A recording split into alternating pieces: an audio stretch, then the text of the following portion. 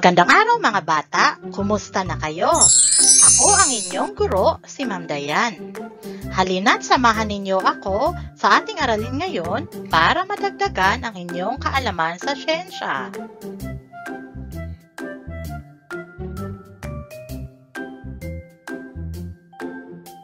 Ang pag-aaralan natin ngayon ay ang punto ng referensya o point of reference. Narito ang mga layunin. Bago tayo dumako sa ating aralin, balikan muna natin ang ating nakaraang paksa. Tukuyin ang posisyon ng tao o bagay. Pumili ng pantukoy na nasa kahon. Nasaan ang sasakyan? Tama! Ang sasakyan ay nasa harap ng paaralan.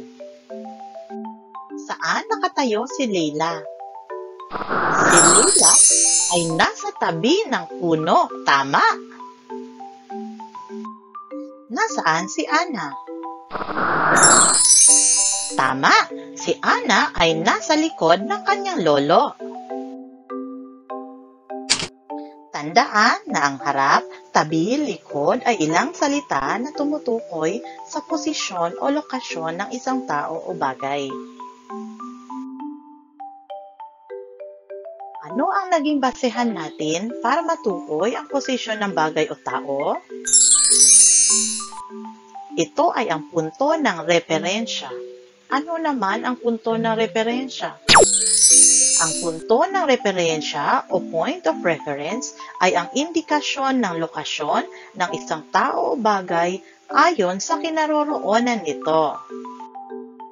Paano natin malalaman kung gumalaw ang isang bagay base sa punto ng referensya? Masasabi natin na gumalaw ang isang bagay o tao kung may pagbabago sa kanyang lokasyon. Narito ang mga halimbawa. Tingnan ang video. Ang punto ng referensya o lokasyon kung saan nagmula ang sasakyan ay sa ospital. Tumigil ang sasakyan sa paaralan. Ang lugar o lokasyon kung saan nagmula at tumigil ang sasakyan ay magkaiba o may pagbabago. Kaya masasabi natin na gumalaw ang sasakyan base sa punto ng referensya. Pansinin natin ang mag-aaral. Ano ang kanyang punto ng referensya? Ang punto ng referensya ay ang kanilang bahay. Gumalaw ba siya? Opo. Siya ay nagmula sa kanilang bahay at naglakad papunta sa paaralan. Kaya masasabi natin na ang mag-aaral ay gumalaw base sa punto ng referensya. Dito sa video na ito, ang punto ng referensya o lokasyon kung saan tumayo ang mag-ina ay sa isang hagdan ng escalator. Tingnan natin kung gumalaw ang mag-ina base sa punto ng referensya. Sa tingin nyo, gumalaw ba sila?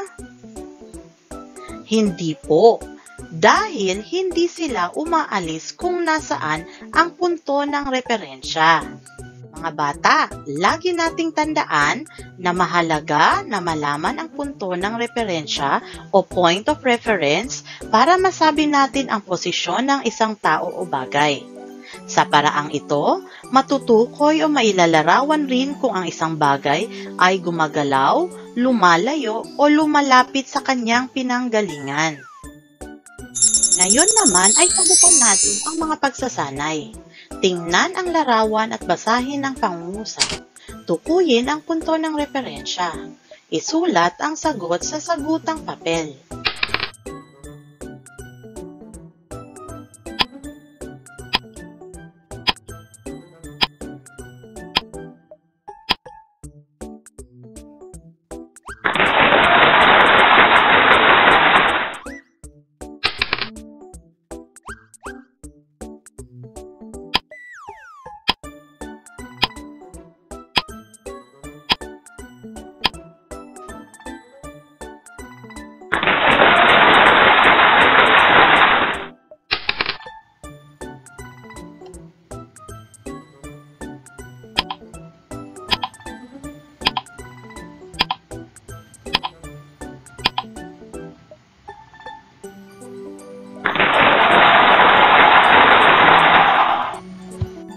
Para mas malinang ang inyong kaalaman, narito ang inyong takdang aralin.